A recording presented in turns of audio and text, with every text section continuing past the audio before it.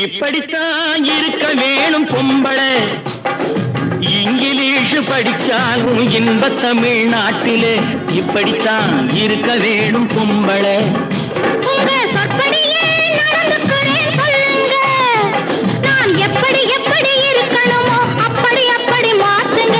சொற்படியே நடந்துக்கிறேன் சொல்லுங்க. இப்படித்தான் இருக்க வேணும் பொம்பளை.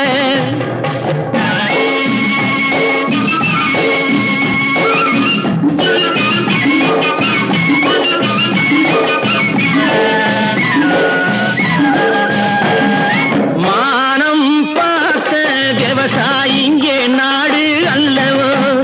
இங்கு மானம் நாணம் பெண்களுக்கு ஆடை அல்லவோ.